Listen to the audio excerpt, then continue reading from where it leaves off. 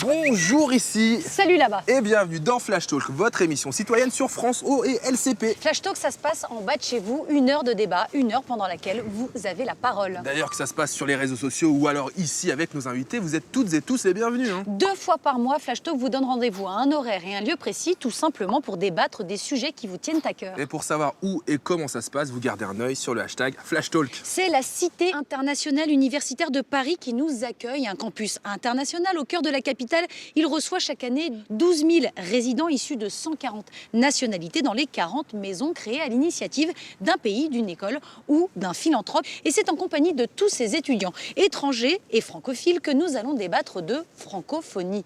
Quelle place la France tient-elle aujourd'hui dans le monde? Est-ce que la langue française est menacée par l'invasion anglaise? C'est la question que tu envoies. Oh my gosh, yes, Flash Talk, c'est maintenant, on vous attend. Et bien voilà, le temps de déballer nos caméras et nos micros et on vous attend très nombreux.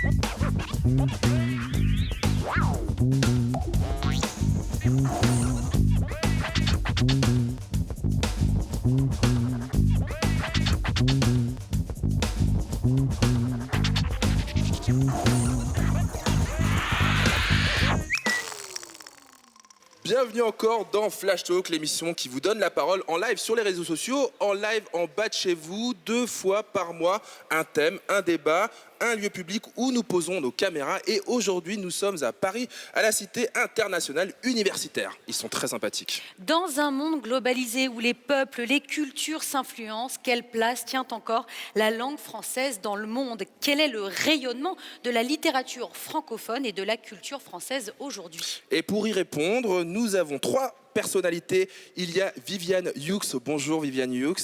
Vous êtes professeure de français, présidente de l'Association française des enseignants de français. Vous êtes favorable à une réforme de l'orthographe. À vos côtés, Jean-Loup Chifflet, bonjour. Vous êtes écrivain Bonjour. et éditeur. Vous êtes l'auteur du dictionnaire amoureux de la langue française chez Plomb et vous vous apprêtez à publier Ciel, mon orthographe dans quelques mois. Et enfin, pas très loin de vous, il y a Şemuz Daktekin. Bonjour, vous êtes poète et romancier. Vous êtes né, vous avez grandi dans un village kurde en Turquie. Vous vivez en France depuis de nombreuses années et vous écrivez dans plusieurs langues, en turc, en kurde et en français. Votre dernier ouvrage s'intitule Élégie pour ma mère et c'est aux éditions Le Castor Astral. Merci à vous toutes et à vous tous de participer à Flash Talk. Et qui participe aussi à Flash Talk? Oh mais évidemment, il y a le public. Est-ce que le public est avec nous? Il est là. Et comme d'habitude, je vais me glisser parmi eux pour prendre leurs questions, leurs commentaires. Tu fais bien. Alors en parlant du public, justement, nous vous avons posé une petite question sur News République et vous avez été 6694 à nous répondre. La langue française est-elle en danger? 39% d'entre vous ont répondu non, le français sera toujours appris et pratiqué dans de nombreux pays. Mais oui, il y a un danger et le français est en perdition et la place de l'anglais dans le monde dominera toujours pour 56% des votants. Et toi, Rafale? Je suis dans le public et évidemment aussi ici, on va répondre au sondage. Est-ce que la langue française est en danger? C'est quoi ton prénom? Adrien. Alors Adrien, est-ce que tu sens que la langue française est menacée? Je sens que la langue française est très compliquée et que c'est pas facile pour la parler bien. Et que du coup, c'est pas grave si elle est menacée, c'est ça? C'est compréhensible qu'elle soit menacée. Je serai évidemment tout au long de l'émission parmi le public pour récolter leurs interventions et leurs questions. Alors, pour démarrer cette émission, petit retour sur ce qui nous unit tous aujourd'hui, notre belle langue française. Comment s'est-elle construite? Comment a-t-elle évolué au cours des siècles? Réponse en chiffres et en animation dans le Data Flash préparé par Juliette Jean. 284 millions de personnes parlent français dans le monde. À l'échelle planétaire, notre langue se place en 5e position. Oui, mais pour en arriver là, il a fallu des siècles de conquêtes. Faisons un bond en arrière de 1900 ans. L'Empire romain est alors à son apogée. Le latin, langue officielle du pouvoir, est parlé de l'Angleterre à l'Égypte en passant par l'Asie mineure. 1/5 de la population mondiale utilise alors la langue de César. D'un latin classique, réservé à l'aristocratie, il évolue vers un latin populaire. Mais chaque région a son caractère et peu à peu, il se transforme en ce que deviendront les langues romanes, comme l'italien, l'espagnol ou le français. Difficile d'imaginer qu'à cette époque, notre langue était considérée comme vulgaire. Pour qu'elle trouve enfin ses lettres de noblesse, rendez-vous au XVIe siècle. Mignonne, allons voir si la rose qui ce matin avait déclose. Ces vers vous disent quelque chose ? Pierre de Ronsard, entouré des poètes de la Pléiade, manie le verbe à la perfection et élève la langue de Molière à un rang littéraire. En 1634 naît la fameuse Académie française, et avec elle, le premier dictionnaire. Peu à peu, la langue française franchit les frontières de l'Hexagone et séduit les intellectuels du nord de l'Europe. Mais après des siècles de colonisation, c'est finalement l'Afrique qui héberge 55% des francophones. Et chaque jour, la population du continent augmente. Conséquence, le nombre de francophones pourrait tripler d'ici 2060. Et selon le scénario le plus optimiste, il pourrait même dépasser le milliard.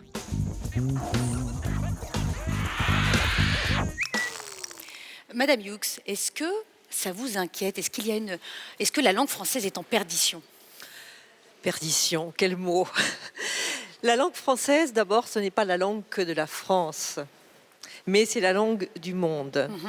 C'est la langue qui est parlée sur les 5 continents. La langue française n'est pas uniquement le français que nous parlons chez nous, mais aussi celui qu'on parle en Afrique, celui qu'on parle au Québec, celui qu'on parle en Belgique, celui qu'on parle sur les différents continents. La prééminence de l'anglais actuellement, ce n'est pas une question de langue, c'est une question économique. Bien sûr. Donc, si on veut que la langue française soit une langue puissante, il faut en faire un atout économique puissant. Par exemple, en Afrique, dans un certain nombre de pays anglophones, on apprend le français pour des raisons commerciales, parce que les pays voisins sont des pays francophones, et donc pour commercer avec eux, il faut apprendre le français. D'accord. Est-ce que pour vous aussi, c'est par l'économie qu'on sauvera peut-être la langue française ? Est-ce qu'elle a besoin d'être sauvée d'ailleurs, cette langue française ? Écoutez, si j'en crois le nom de votre émission, Flash Talk, j'ai pas dit Flash Talk, effectivement, bon. Je suppose qu'il y a bien un petit clin d'œil économique si je pense aux hashtags et autres, etc. Non, ça c'est une plaisanterie. Mais sur le plan économique, oui, mais autrement, la langue française, pour moi, elle est en pleine expansion, elle n'est pas prête de mourir. Elle est riche et elle est surtout vivante. Une langue vivante, c'est le contraire d'une langue morte, si je peux me permettre. Et ça veut dire qu'elle a besoin de vivre sans arrêt. Et on en a la preuve tous les jours avec des nouveautés. Et c'est ça, le plus de la langue française. J'ajouterais, et notre ami est probablement le témoin majeur de ce que je vais dire, c'est qu'il y a un tas d'écrivains étrangers qui choisissent la langue française, en commençant par Casanova, Beckett, Ionesco, Mackin, qui vient d'être élu à l'Académie française. Tout ça, ce ne sont que des bonnes nouvelles. Justement, Monsieur Dactekin, j'allais venir vers vous. Pourquoi vous avez choisi d'écrire en français ? C'est que si on ne veut pas rester seul, il faut s'ouvrir à l'autre. Et si on ne veut pas rester, la vieille Europe ne veut pas rester seule à sa table, il faut aussi cette générosité vers l'autre. Là, nous avons quelques migrants comme ça qui se pressent à nos portes. C'est vrai. Donc, parce que l'Europe, parce que la France, à un moment donné, a eu la générosité de m'accueillir et en retour, j'ai répondu à ces générosités en optant sa langue. C'est un peu ça. Comment tu me regardes ? Et c'est comme ça que je viendrai vers toi. Donc c'est cette envie d'aller vers l'autre. Mais il faut qu'il y ait cette envie d'accueil aussi en France. La France m'a accueilli un jour, donc c'est comme ça que je suis entré en France, dans le français. La conversation s'affole déjà sur les réseaux sociaux avec le hashtag FlashTalk. Mais que dis-je ? Avec le mot dièse, FlashTalk, comme on dit, évidemment. Il y a Leslie, par exemple, qui nous dit « Le français est une langue complexe, assez aristocratique, à l'inverse de l'anglais, qui peut être très passe-partout. C'est peut-être ça sa faiblesse. » On va en parler avec nos invités dans un instant. Mais à côté de moi, il a répondu aussi à l'invitation sur le hashtag FlashTalk. C'est David. Ça va, David ? Ça va, merci. Alors, David, public, intéressé, mais quand même, tu as un background... Oh là là, mais je prends que des mots anglais, c'est terrible. Non, un contexte. Ouais, moi, j'ai travaillé toujours pour le français langue étrangère. Je représente l'éducation nationale et la langue française, elle va bien dans le monde. Il y a des continents où il y a des hausses d'apprenants, de plus en plus d'étudiants qui apprennent. Donc l'Afrique, bien sûr, on l'a vu avec l'infographie, il y a plus de 15% de francophones et avec les perspectives démographiques, on va atteindre des chiffres très importants. Mais il faudra former des profs. Ça, c'est ça le problème principal. Et aussi en Asie, moi j'ai travaillé en Asie, en Inde, avec énormément d'apprenants dans les alliances françaises. Donc la francophonie à l'étranger, elle se porte bien. Et pour répondre à Leslie, peut-être nos invités vont le faire, est-ce que le français est une langue aristocratique? Si vous permettez, juste par rapport à... Bien sûr. Parce que l'Afrique, justement, vous parliez, maintenant apporte la majorité donc, des francophones. Et bientôt, il y aura 500 millions, 600 millions d'Africains qui vont parler la langue française. Je crois que la France a une reconnaissance envers ces gens qui quittent leur langue et parlent la leur. L'Afrique mérite cette reconnaissance et cet investissement. Donc il faudrait pousser la France dans ce sens-là. Monsieur Chifflet, vous vouliez réagir? Non, je pense que le mot aristocratique me choque un peu. Je pense que... Vous aussi?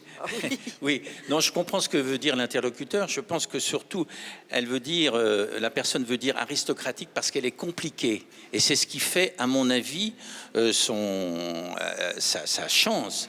Elle est de plus en plus compliquée. Et je vais peut-être aller... ça dépend. On va dire, c'est que je souhaite qu'elle soit de plus en plus compliquée pour qu'elle soit de plus en plus agréable à apprendre. Alors elle est compliquée, il faut relativiser, parce qu'à l'oral, par exemple, quand vous dites je veux, vous voyez, il veut, tu veux, il veut, c'est la même chose. Elle est souvent complexe à l'écrit, mais à l'oral, dans certains pays, et certains locuteurs la prennent très vite. Voilà. En Inde, moi j'avais des étudiants qui déjà parlaient l'hindi, une autre langue indienne, qui parlaient anglais. Quand ils arrivaient au français, c'était déjà leur 4e langue, et c'était de très très bons élèves. Allez-y. Dire que c'est une langue aristocratique me paraît un peu étonnant en la comparant à l'anglais. Ça dépend si on parle de l'anglais standard, anglais international qui n'a rien à voir avec la langue anglaise, la langue de Shakespeare. Et d'une part, et d'autre part, en français, nous avons une langue qui est effectivement très complexe à l'écrit. Mais, excusez-moi, mais en anglais, la phonétique est quand même nettement pire. Il n'y a pas de relation entre ce qui est écrit et ce qui se prononce. Donc l'aristocratie, là, elle n'est pas du côté de la France. Je crois qu'on exagère les difficultés du français. Chaque langue a ses difficultés. Ses exceptions, ses règles. Exceptions. Le turc qui peut passer pour une langue facile, c'est une langue très compliquée. Et moi qui suis arrivé en France sans parler un mot de français, j'ai eu sur 3-4 ans eu le temps de m'approprier la langue et de commencer à écrire en français. Donc je crois qu'il ne faut pas exagérer la difficulté, juste il faut donner l'envie à l'autre d'apprendre la langue. Je reviens sur ce que David disait également, cet engouement pour le français partout dans le monde, comment vous l'expliquez?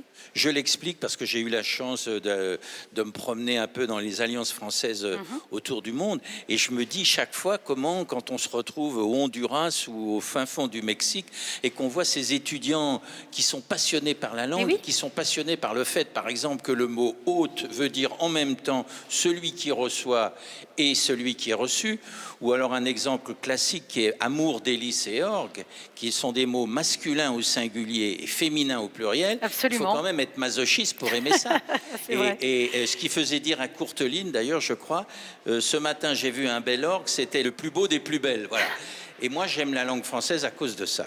Vous pensez que c'est ce que les étrangers ressentent également? Oui, je pense que, je ne sais pas ce qu'en pense notre professeur des professeurs, mais les étrangers, souvent, me disent, nous, on a envie d'en savoir plus sur cette langue parce qu'elle est compliquée. Il y a une curiosité qui naît de cette complexité. Vous pensez également que c'est le cas? Parce que très souvent, la langue française est associée à une culture. Je crois qu'en français, la francophonie, il ne faut pas l'oublier. Voilà, la francophonie, c'est aussi une question de culture, c'est aussi une question de droits de l'homme. Bien sûr. Tous ces éléments-là se mêlent. Fait la France aussi. Voilà, c'est ce qui fait la France. Alors, pour les apprenants, toute cette relation à la culture française, aux droits de l'homme, à Voltaire, à Rousseau, est importante, etc. Ouais. Vous connaissez les youtubeurs comme Norman ou Le Whoop ou même Dikosh. Connaissez-vous les youtubeurs linguistiques? Je vais vous présenter le sosie de Lafouine, du rappeur Lafouine. Ils ont la même beubare, vous allez voir. Il s'appelle Romain Filstroff. C'est un tweetos qui ne pouvait pas être là parmi nous en chair et en os. Du coup, il nous a envoyé une vidéo comme vous pouvez le faire, évidemment, si vous avez envie de participer. #FlashTalk, Romain Filstroff, on le regarde. Le français n'est pas en danger et il ne s'appauvrit pas non plus, il fait juste comme toutes les langues, il évolue. D'ailleurs, le français pur n'existe pas. On oublie très souvent que le français est la langue la plus germanique de toutes les langues romanes, et pour cela il y a une bonne raison, c'est tout simplement parce que le français a très largement été influencé par le francique, qui était donc la langue des Francs. En tout cas, le français continuera à évoluer. D'ailleurs, aujourd'hui en France, contrairement au Québec, on perd la distinction entre « et » « est ». On en vient donc à confondre la première personne du futur et la première personne du conditionnel. La tendance est également à la perte de l'accord de l'adjectif et des formes particulières de pluriel ou de féminin. La langue n'est pas plus pauvre pour autant, elle est juste un peu différente. Et heureusement que ça bouge un peu, hein, sinon aujourd'hui on en serait encore à parler latin. Il a pas raison? Qu'est-ce que vous en pensez? Je parlais tout à l'heure avec Jean-Louis Chifflet et je lui disais que je regrette que l'ensemble des Français et des francophones ne parlent pas comme dans ma région du Poitou où on dit « et ». Et est, oui. Je ferai, un jouet, et où le ET se prononce et où le EST se prononce est. Bon. Ça se perd? Pourquoi? Comment vous l'expliquez? Ce sont des questions de prononciation différentes dans différentes régions de France. Parce que là, nous avons parlé de la francophonie dans le monde, mais la francophonie, elle est aussi en France, puisqu'il n'y a pas 2 régions de France dans lesquelles la prononciation est identique. Alors, moi, j'aurais tendance à dire que dans mon Poitou, qui prononce le « et » le « est », il n'y a pas d'accent. Mais si, nous avons l'accent du Poitou, tout simplement. Absolument. Alors, justement, il y a tout juste 26 ans, l'Académie française avait proposé de réformer notre orthographe, souvent perçue comme complexe. On l'a entendu plusieurs fois depuis le début de l'émission. Alors, la discussion revient aujourd'hui sur la table et c'est en 140 signes que les tweetos en débattent. C'est tout de suite dans le Story Flash préparé par la plateforme de veille Twitter VisiBrain. Regardez.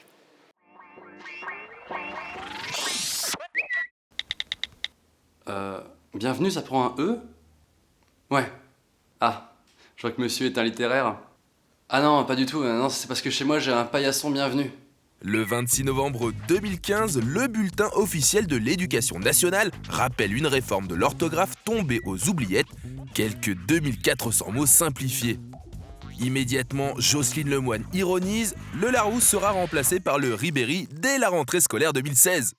Le hashtag réforme orthographe envahit les timelines, 206 448 tweets en 2 semaines. Michel Poulain suggère, supprimons le subjonctif pour que le français est plus simple à apprendre. Tandis que Céléborn Légende relève que si on supprime la lettre Q, le mot coquille deviendra beaucoup plus drôle. Cette réforme inspire YouTube et le groupe Piaf Edit. On est pour le chapeau chinois, mais c'est pas nous qu'on fait la loi. Sortez tous vos Kleenex, pleurons l'accent circonflexe. Et rapidement, une rumeur se répand. L'accent circonflexe va être banni. 77 701 tweets vont tout faire pour le sauver en créant le hashtag « Je suis circonflexe ». Pierre Magne lance un débat d'actualité. Êtes-vous pour ou contre la déchéance de nationalité de l'accent circonflexe ? En vérité, cette réforme date de 1990 et ne change pas obligatoirement l'orthographe des mots, faisant du français une langue vivante. Mais Bernard Pivot doute. Comme trop souvent, l'élégance, la politesse et le respect, l'orthographe est tenue aujourd'hui pour aléatoire, facultative et démodée. Pourtant, le français a encore la cote si l'on en croit les films américains. Hollywood va-t-il sauver Molière ? I have sampled every language. French is my favorite, fantastic language. Nom de Dieu, de putain de bordel de merde, de saloperie, de connard, d'enculé de ta mère. Never be the French.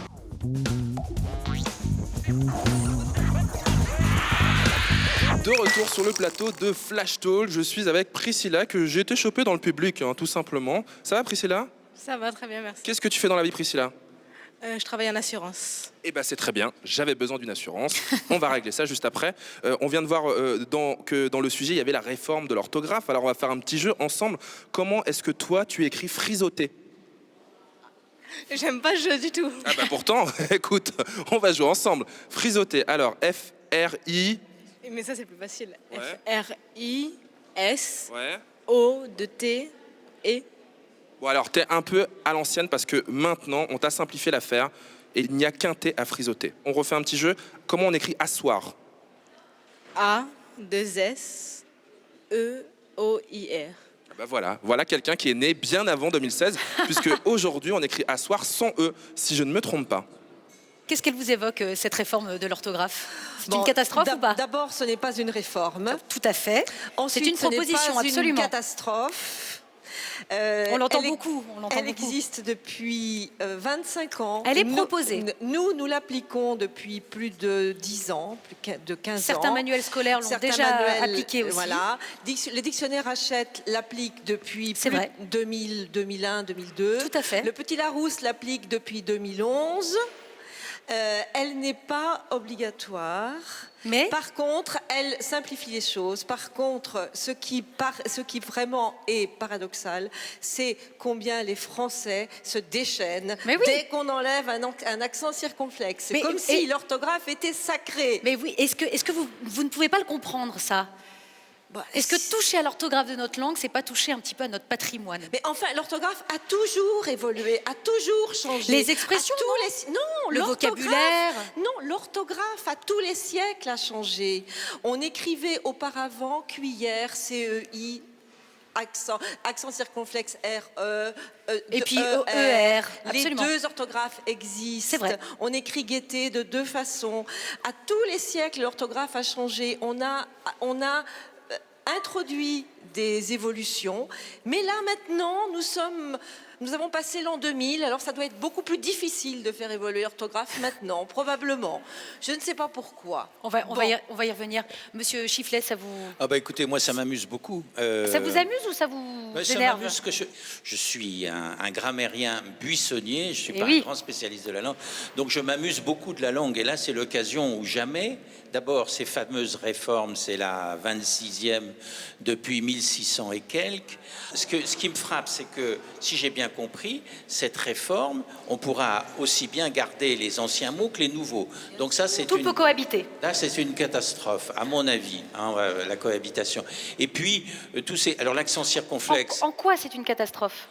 Parce que on ne sait pas où aller. On parlait du verbe asseoir tout à l'heure, mais c'est vrai.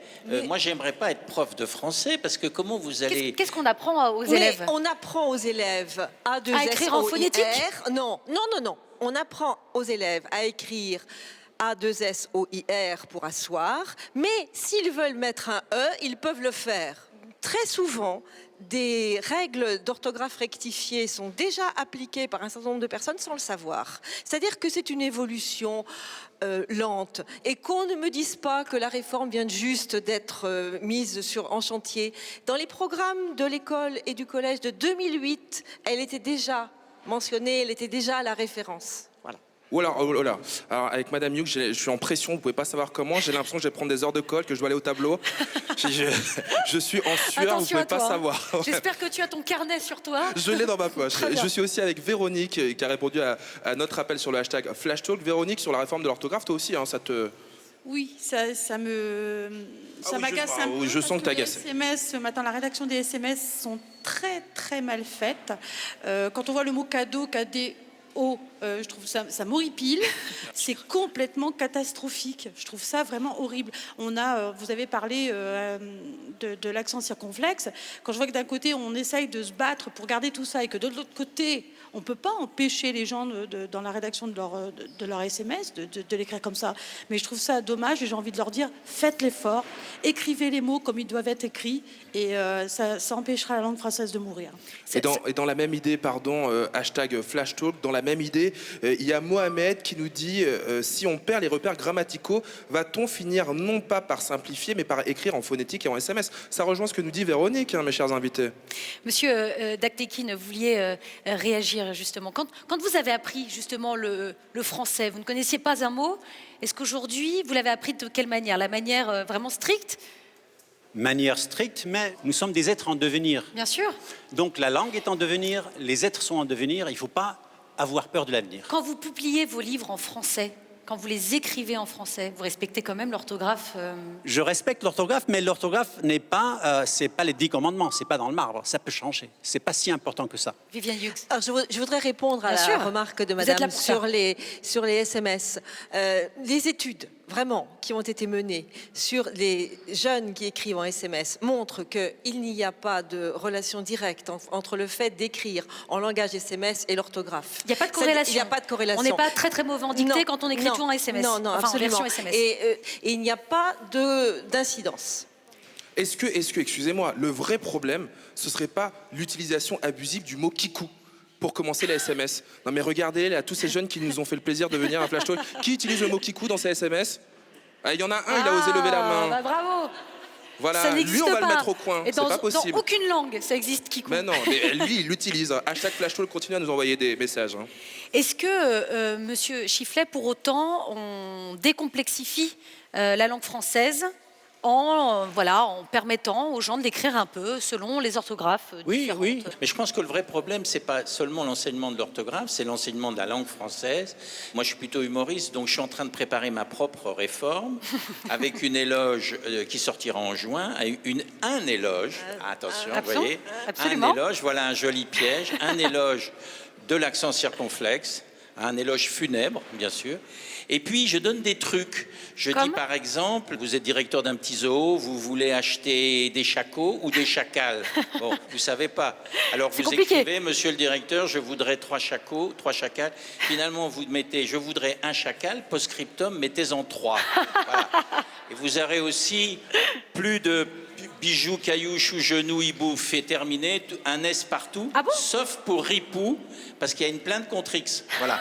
Voilà, c'est pour en rire. C'était très bon truc et astuce, excellent. Peut-être, mesdames et messieurs, les gens qui sont autour de moi sont en train de préparer leur bac français ou leur CM2, je sais pas trop. En fait, c'est pas sympa. Mais non, je le sais, ils sont en 3e, ça va. Hein. Peut-être vous aussi, vous rappelez-vous quand vous avez passé ce fameux bac français, justement dans le contexte qu'on vient de décrire tout au long de cette émission. Notre humoriste Dikosh a revêtu sa plus belle chemise et ses plus belles lunettes. C'est l'œil de Dikosh.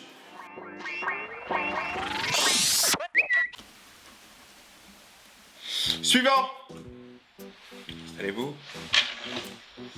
Alors, pouvez-vous, en quelques phrases, me résumer le conte de Pinocchio? En fait, c'est très simple. Tu vois, c'était au quartier. Il y a un vieux, il s'appelle Gepetto. Il était connu des gens et tout parce qu'il voulait trop un petit peu. C'est normal, tu vois, il voulait de papa, il voulait se balader au quartier avec sa poussette. Mais il avait pas de meuf. Donc, du coup, il était vénère. Et en fait, ce vieux-là, il avait plein de jouets. Tu vois, des petits jouets en bois et tout. Tu sais, il collectionnait les guirlandes, tu vois. Un soir, il y a une fée. Elle est arrivée, mais pas la petite fée, tu sais, dans les films Crary là. Non, la grosse fée, sa mère. Et tu sais quoi? Elle arrive, elle met un sort direct. Pinocchio, hop, elle dit toi, petit cheveu de bois, hop, tu vas devenir un homme plus tard. Mais le petit garçon, il voulait pas être qu'un petit garçon, tu vois, tu comprends, tu vois, il voulait plutôt être un vrai bouc, tu vois, un top de ouf. Ça fait, il arrêtait pas de mytho, non, toujours il balançait des Tommy, mon frère. Mais la fée, elle était pas dupe, elle était complètement maline. Elle avait mis un sort, ça fait Pinocchio, dès qu'il balançait un Tommy, pas son nez grandissait, pas un Tommy, hop, son nez, il fait la taille d'une frite, pas 2 Tommy, un potatoes ou 2, selon le filet Big Mac ou pas. Anyway, le boy marche dans la street, et là il croise 2 bad boys qui lui proposent de rejoindre leur crew, faire de la monnaie et devenir une star. Du coup, il boycotte Gepetto et décide de partir en holiday avec sa team. Et il s'est dit, damn, ça has been d'être une marionnette. Le bois, c'est trop vintage. Et il avait raison, man. Mais la fée, elle checkait partout où il était passé, Pinocchio. Rien que le bouc, il arrêtait pas de teaser. Il s'était tellement mis le reste qu'il voyait des ânes partout. Et la vie de ma mère, elle a cru que c'était une animalerie. Frère, son arrangé Gepetto, tu vois, il essaie de le retrouver normal, tu vois, c'est son arrangé, il s'est fait caresser par là. Suivant. Bonjour. Bonjour. Ah, un collègue. Je vois dans votre dossier que vous voulez faire une formation en mandarin afin de devenir prof de chinois. Qu'est-ce qui vous amène à changer de filière? J'en pouvais plus. Cette magnifique langue qu'est le français, abîmée, bafouée par tous nos jeunes d'aujourd'hui. J'ai craqué. Je vois. Mais attention, n'allez pas croire que le chinois c'est easy. Il y en a beaucoup qui croient que, mais c'est pas ce qu'il faut retenir. N'allons surtout pas mettre la laitue avant les œufs. Monsieur, je crois qu'il est mort là. Je crois que le personnage est mort là. Il est physiquement mort les gars, si vous voulez. Et dans le public, j'ai trouvé un Dijonais aussi fort que la moutarde, cette vanne. Elle est pour moi, elle est gratos. C'est Pierre-Alexis, ça va Pierre-Alexis? Oui, ça va. Est-ce que toi tu t'es reconnu dans la vidéo de Dikosh? T'es un peu ce genre d'élève qui parle comme ça à ses profs? Je pense pas parce que c'est sûr que j'aime pas trop parler comme les gens, on va dire du bled, dire des insultes dans presque toutes les phrases. Voilà, donc alerte aux gens du bled. Nouvelle catégorie de personnes dans la République française. Arrêtez de parler avec des insultes, n'est-ce pas Pierre-Alexis? Ok. Pierre-Alexis, on va l'emmener à l'infirmerie, il va aller se reposer. Non, mais mon Pierre-Alexis, je plaisante. Mais par contre, il y a un tweet de Cédric, #FlashTalk, qui nous dit « Les Français utilisent à tort et à travers des anglicismes. Les Français ne sont-ils pas les propres fossoyeurs de leur langue? Ils ne la respectent pas, à l'inverse de ces blédards que sont les Québécois. » Évidemment.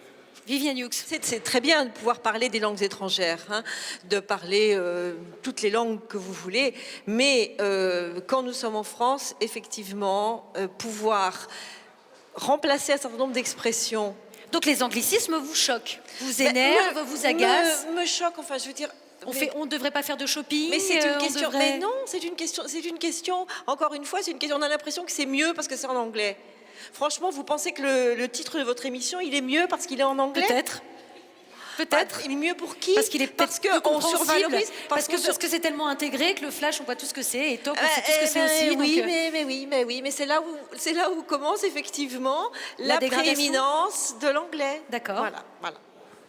Alors, je ne suis pas du tout d'accord parce que, je le disais tout à l'heure, une langue doit vivre, et bouter l'anglais hors de France, le camarade Toubon, que je m'étais gentiment moqué de lui en 94, il avait fait cette fameuse loi Allgood, puisque je l'avais appelé Mr. Allgood, hein, et il disait, à partir de dorénavant, il faudra plus dire corner, mais jet de coin. À ma connaissance, on dit toujours corner. Dans un match de foot, hein, il faudra plus dire lifting, mais remodelage. Pourquoi et pas donc c'est rentré. Et pourquoi vouloir bouter toujours l'anglais hors de France qui nous a sauvés, chère madame? Oui, mais moi je travaille aussi bien. Je travaille aussi bien sur ma tablette que sur mon iPad. J'ai pas besoin de dire iPad pour dire que je travaille dessus. Mais quand vous dites que vous allez mon faire les magasins. ordinateur, je vais pas dire que que j'ai un computer, je dis que j'ai un ordinateur. Oui. Et vous me demandiez? Non, je vous disais, vous allez donc faire les magasins, vous ne faites pas de shopping. Ah oui, je vais faire les magasins, oui, non, pas le shopping, non. D'accord. Vous voulez réagir? Ceux qui inventent aussi nomment les choses. Si l'anglais aujourd'hui invente, il utilise son droit de nommer les choses. Donc inventons à notre tour, devenons plus créatifs, investissons dans l'avenir et pour que le français devienne aussi, et la France, l'ère où le français est parlé, puisse devenir une ère géographique où on invente des choses et où on peut les nommer et après on peut les exporter. D'accord. Mais donc il faudrait exporter les mots français, mais le fait que nous intégrons des mots anglais, ça vous énerve ou pas? Pas du tout, je dis qu'ils ont le droit de nommer ce qu'ils ont inventé. D'accord. Vous voyez, donc si nous, on veut à notre tour influencer le monde, devenons plus créatifs et inventons des choses à notre tour pour qu'on puisse les exporter. Il ne faut pas essayer de protéger nos racines, notre francité, notre petite cuisine, mais essayer d'ouvrir, de nous élargir, et je crois que tout le monde y gagnera. Et oui, pour utiliser... mais quand on intègre un mot anglais, on devrait pouvoir le franciser, au moins dans l'orthographe, comme font les Espagnols. Quand les Espagnols intègrent un mot venu de l'anglais, ils le transforment, il devient espagnol, il s'écrit à l'espagnol et non pas comme en anglais. On dit ordinateur, computer, oui, parce que aussi l'ordinateur a été travaillé en France au départ. C'est très vrai. C'est comme ça. C'est très vrai. Et toujours sur l'anglais, vous déchaînez sur la twittosphère, #FlashTalk, je vous le rappelle, vous continuez à tweeter pendant toute l'émission. Il y a Alexis qui nous dit, quand on écoute les films et séries américaines, on se rend compte qu'ils utilisent énormément de mots français. Tu me diras dans quelle série, mon pote. Et quand on demande aux Québécois le cloud, c'est l'info nuagique. Est-ce que c'est plus joli ? Nos experts répondront à cette question dans un instant, mais sinon je suis avec Guillaume, qui lui aussi a quelque chose sur l'anglais. Il faut ne pas taper uniquement que sur l'anglais, parce qu'on fait une fixette sur l'anglais, mais on est riche. Et justement, il faut être riche de cette culture, et c'est pour ça qu'il faut évoluer avec toute cette richesse qu'on a en France. Et c'est ça qui fait la beauté de notre langue française. Car avant, on n'avait pas autant de diversité. Là, actuellement, on a parlé de l'Afrique, et on a beaucoup, tout doucement, des mots qui rentrent. Des mots africains, des mots aussi entiers qui rentrent dans la culture française. Des mots du bled, comme l'a dit tout à l'heure Pierre-Alexis. À quel mot vous faites référence quand vous parlez des mots d'autres cultures? Alors, par exemple, c'est un mot qui reste dans le langage familier, mais babtou, par exemple, qui n'est pas un mot français. Moi, je pensais à kiff, par exemple. À kiff, par exemple, voilà. Et tout le monde l'emploie, tout le monde le comprend. C'est des mots avec lesquels il faut conjuguer. Magasin, magazine. Exactement. Absolument. Voilà, c'est des mots avec lesquels il faut conjuguer. Voilà une jolie intervention. Le public va continuer à s'exprimer tout au long de l'émission, évidemment. Oui. Alors, c'est ça l'avenir? Incorporer tous les mots qui viennent de partout? Et c'est garder, c'est vrai que il faut surtout garder l'imparfait du subjonctif. Moi, je pense que encore eût-il fallu que je le suce. Je veux dire, c'est des choses que les Anglais n'auront jamais. C'est vrai.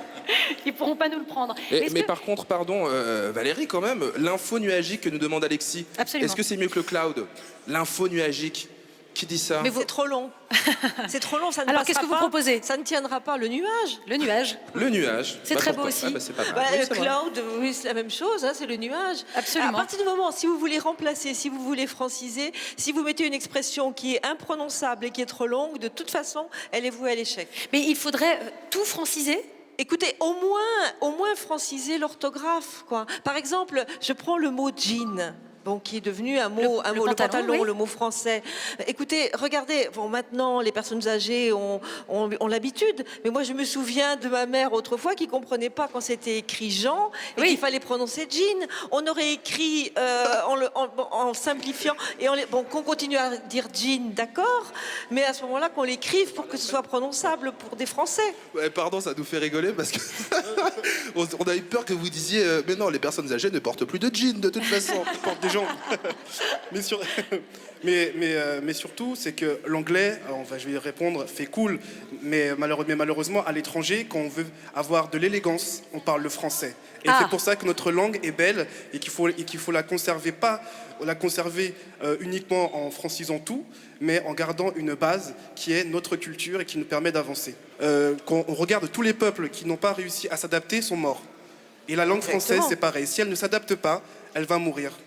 Monsieur Chifflet, est-ce que dans votre dictionnaire amoureux de la langue française, il y a le mot kiffer? Pas du tout, non, parce que c'est un problème de génération. Hein. Moi, je suis encore de l'époque des gens, hein, des jeans, pardon. Non, moi, je pense qu'il y a beaucoup de choses qui font que cette langue va survivre et elle va écraser toutes les autres. Juste une toute petite remarque, est-ce que dans vos ouvrages que vous écrivez en français, vous incorporez quand même des mots turcs? Non, je reste dans mes écrits, le français reste français, les textes, je fais pas de mélange de langues. Pas de mélange, non. Mais quand je parle, quand j'écris, Vous pensez parfois dans les deux langues? Une parole sans provenance risque d'être une parole sans destination. Donc forcément, la parole, ce que je suis, porte les couleurs de mes provenances. En regardant Flash Talk, vous l'aurez compris, la France, ce sont des valeurs, c'est aussi évidemment une langue qui est véhiculée partout dans le monde par un média, une radio qui est RFI. Nous avons demandé à notre globe-trotteuse journaliste d'investigation Valérie de se rendre directement à RFI et donc de changer de radio. Elle a dû quitter Rire et Chanson pour aller écouter RFI. C'est le 3 minutes. 40 millions d'auditeurs chaque semaine, des correspondants partout dans le monde. Radio France Internationale est le vecteur de la culture et de la langue française sur les 5 continents de la planète. Bienvenue dans les coulisses de la radio du monde.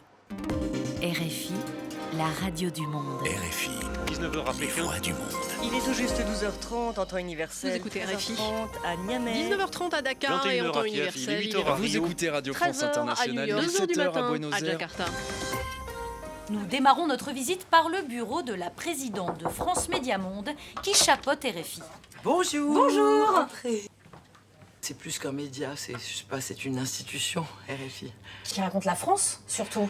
Ah, pas surtout, qui raconte le monde dans lequel la France est, dans lequel elle a un statut particulier qu'on mesure pas toujours assez quand on est en France. Hein. C'est quand même le pays des Lumières. Ça compte, des grands philosophes, de l'art de vivre, de la culture, un pays un peu frondeur qui est jamais d'accord, c'est l'enfant terrible du monde, ça on le raconte aussi. Est-ce que vous diriez que RFI fait partie des outils qui servent au rayonnement de la langue française ou de la culture française ? Ah oui, je pense fondamentalement oui. D'ailleurs, c'est une des missions en tant que telle, hein, puisque, par exemple, l'apprentissage du français fait partie depuis toujours des missions de RFI. Est-ce que vous diriez qu'il faut défendre la francophonie ?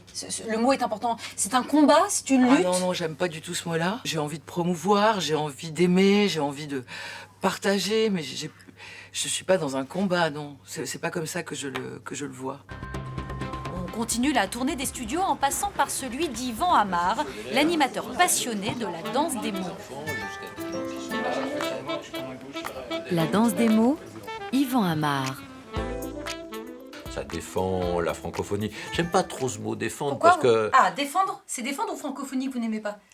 C'est plutôt défendre. Quand on dit qu'on se défend, ça sous-entend qu'on est attaqué. La francophonie, elle n'est pas attaquée. C'est pas un elle combat. se défend. Non, c'est pas un combat, c'est une façon d'illustrer justement la francophonie, la langue française, et puis de s'intéresser à la façon dont on communique en français ou même dans les autres langues, surtout en français parce que RFI est une radio française.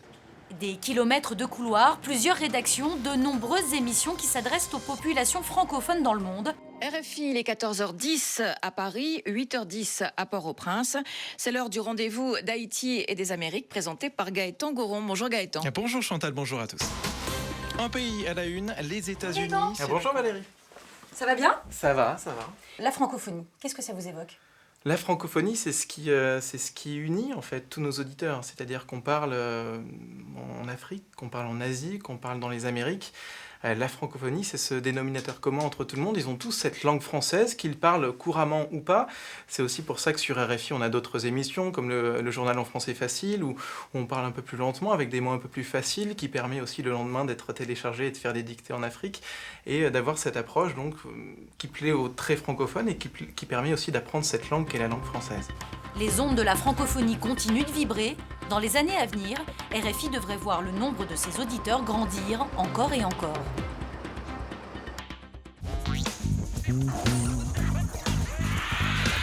Lui aussi a répondu à l'appel du hashtag FlashTalk dans le public. Comment ça va? Ça va un peu, oui. Un peu. Rappelle-moi ton prénom. Jean-Claude. Et toi, tu viens d'où, Jean-Claude? De la région parisienne. Eh bien, bienvenue, Jean-Claude. On vient de voir un sujet sur RFI, donc qui distille partout dans le monde les valeurs et la langue française. Est-ce que c'est une radio que tu connais, que tu écoutes, toi? Oui, j'aime bien cette radio, oui. Elle parle beaucoup de l'Afrique, c'est vrai. Il y a même, on l'a entendu tout à l'heure, une émission en français facile. Est-ce que tu penses justement que c'est ce genre d'initiative qui va permettre de sauver la langue française dans le monde? Oui, puisque c'est très écouté comme radio en Afrique ou dans le Maghreb. Donc ça peut permettre à beaucoup de gens d'accéder à cette langue. Ça les aide dans leur parcours scolaire, effectivement. Je le vois tout à l'heure, Jean-Claude, il fait un peu la gueule parce qu'il trouve, il me l'a dit tout à l'heure en antenne, qu'on ne parle pas assez du créole. Oui, il y a ça aussi. Ça rend le français plus chatoyant, plus chaleureux. C'est différent. C'est une autre façon d'actualiser le français. Donc la preuve qu'il n'est pas mort, le français. Le français n'est pas mort, il est chatoyant, nous dit Jean-Claude. C'est très joli. C'est très bel adjectif. Voilà. Merci Jean-Claude. Merci. Une petite question sur la radio. On vient de voir ce petit reportage. Est-ce que, comme on l'entend dans ce sujet, Marie-Christine Saragosse nous dit, mais la francophonie, c'est pas une lutte, c'est pas un combat, bien au contraire. Est-ce que vous êtes d'accord avec ça? Bien sûr, jamais parler de défense, mais parler de promotion. Je suis tout à fait d'accord avec elle. On n'a pas à s'inquiéter, on n'a pas à défendre la langue française. Non, mais par contre, une chose que je voulais faire remarquer par rapport à l'Afrique, c'est que ce qui inquiète actuellement les collègues africains. J'étais il y a peu de temps à un congrès à Yaoundé des associations africaines de professeurs de français. C'est que le niveau de français des enfants a tendance à diminuer. À baisser pour des raisons sociales, géographiques, économiques, et eux demandent véritablement une aide, non pas... ils ne disent pas que le français est en train de mourir, c'est pas ça la question, mais ils disent qu'on a besoin d'aider à ce que l'école fonctionne mieux pour qu'elle puisse mieux enseigner le français, qui reste pour beaucoup de pays africains une langue véhiculaire, la langue qui leur permet de communiquer entre eux à côté des langues autochtones, mais ils ont besoin du français, ils ont besoin de faire cette promotion du français. On parle beaucoup du rayonnement de la France et du français. Qui dit rayonnement dit l'huile dans la lampe. Ouais.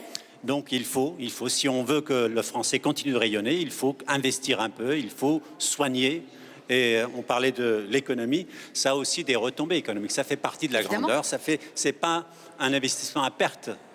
C'est plutôt ça continue à la grandeur et de la France et de la langue française. Et pour aller dans votre sens, doit-on aussi parler d'exception culturelle? On en parle avec Loïc qui était dans notre public. Oui, bonjour. Donc en fait, en droit international, donc il existe une règle, en fait, l'exception culturelle, donc qui protège la culture en général sur la scène internationale, en fait. Et donc, est-ce que vous pensez en fait que cette protection au sein de l'OMC peut amener à justement une protection de la langue française? Est-ce que l'exception française est toujours d'actualité importante? Au moins diffuser au maximum les productions francophones. Bon, c'est peut-être pas faire de l'exception, mais de la promotion. Cette exception culturelle française. Je dis, il ne faut pas se contenter ou il ne faut pas envier le feu, le grand feu de l'autre, le feu de l'anglais ou le feu du chinois, le feu de l'indien demain. Il faut plutôt essayer de nourrir nos contre-feux. Le français, la France, peut servir de contre-feu au niveau économique, au niveau politique. Quand Bush est allé attaquer l'Irak, la France a servi de contrepoint. Absolument. Donc on peut allumer le feu France et à ce que ça puisse apporter un autre regard. Et qu'on ne soit pas juste dans... Justement, parce que vous parlez de ça, je rebondis tout de suite. Il y a un tweet de Selim sur le hashtag FlashTalk qui nous dit « Le roi du Maroc vient de décréter que l'enseignement du français était indispensable pour contrer la montée des extrémismes. Une langue peut-elle être un enjeu politique ?» On pense avec les mots. Et c'est les valeurs qui sont véhiculées à travers les mots. Et je dis, quand vous dites bonjour à quelqu'un, quand vous utilisez un mot, c'est qu'il y a le travail de centaines de générations là-dedans. Cette langue-là, ça appartient, c'est une richesse pour l'humanité. Donc, quand je parle, il y a en même temps, il y a Rabelais, il y a en même temps Montaigne, il y a en même temps Voltaire, il y a en même temps Rimbaud, Lautréamont et les surréalistes qui parlent en même temps. Qui fait que ne pas avoir peur d'aller vers l'autre, apporter notre éclairage, ça lui permet de voir autre chose et de s'enrichir aussi. C'est l'enrichissement mutuel. Cette exception oui, française. moi je suis tout à fait d'accord avec toi. Simplement, j'espère que le roi du Maroc n'a pas d'autres arrière-pensées. C'est un problème politique. C'est vrai que la langue touche beaucoup aussi aux politiques. La langue française, langue de la diplomatie, aussi internationale. Oui, on ne l'a pas signifié. C'est une très bonne nouvelle en tout cas. On ne va pas essayer d'aller plus loin.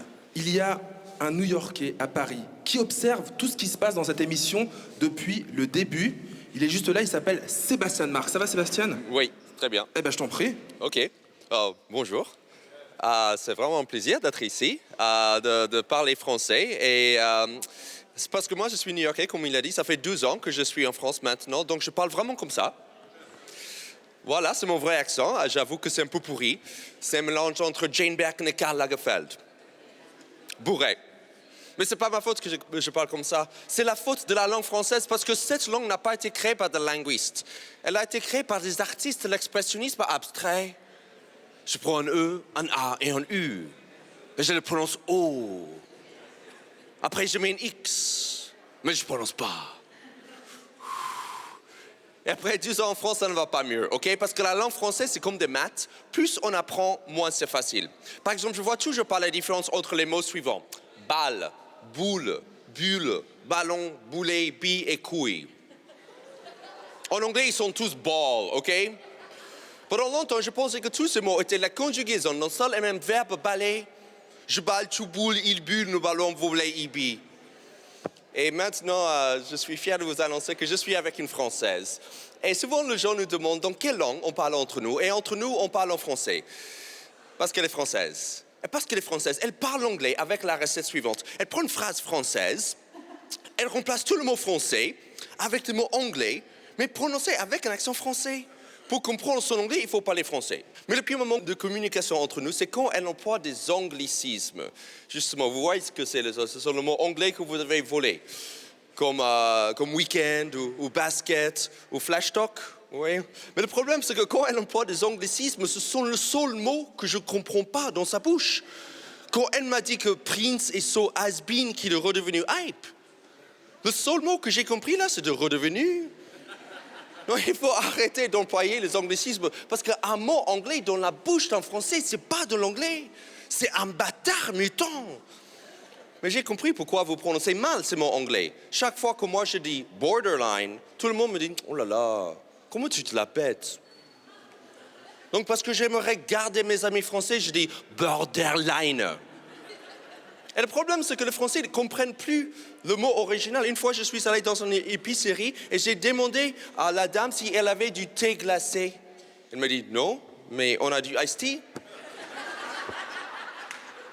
Mais il faut dire que ma chérie est très forte quand elle veut chanter en anglais. Parce que dans ce cas-là, elle m'apprend sur ma propre culture musicale. Une fois, elle écoutait son casque en chantant « Billie Jean is not my number.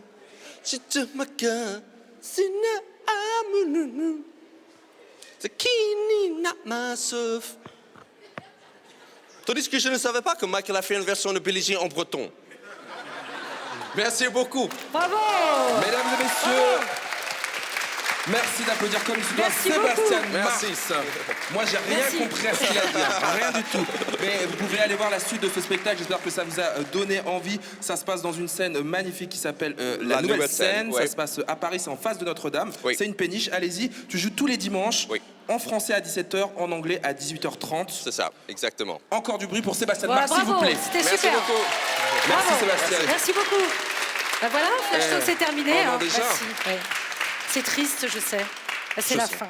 On remercie tout le monde. Ben, merci beaucoup à vous tous pour ce débat passionnant. Merci au public d'avoir participé. Merci à vous trois d'y avoir participé également. Un très grand merci à la Cité internationale universitaire de Paris de nous avoir ouvert ses portes. Alors notez-le, les 31 mars, 1er et 2 avril prochains, c'est ici qu'aura lieu l'Université de la Paix sur le thème Paix et migration, penser le monde autrement. Conférences, débats, tables rondes, expositions, projections seront organisées autour d'un large champ de réflexion sur les phénomènes migratoires. Venez, c'est ouvert à tous. J'aimerais vous laisser avec ce tweet qu'on vient de recevoir de Ellie sur le hashtag FlashTalk qui nous dit « L'argument du français comme langue des droits de l'homme n'est-elle pas devenu un argument marketing et politique ?» L'émission est terminée, en tout cas ici, mais elle continue sur les réseaux sociaux. Absolument. Hashtag FlashTalk. Vous pouvez discuter avec Ellie, hein, allez-y. Et oui, c'est votre émission. On remercie évidemment nos partenaires, Move et l'étudiant. Et n'hésitez pas, comme on vient de le dire, à continuer de tweeter. Vous avez la parole. On se retrouve dans 15 jours sur LCP et France O. Salut. À très bientôt. Merci tout le monde. Merci beaucoup. Merci.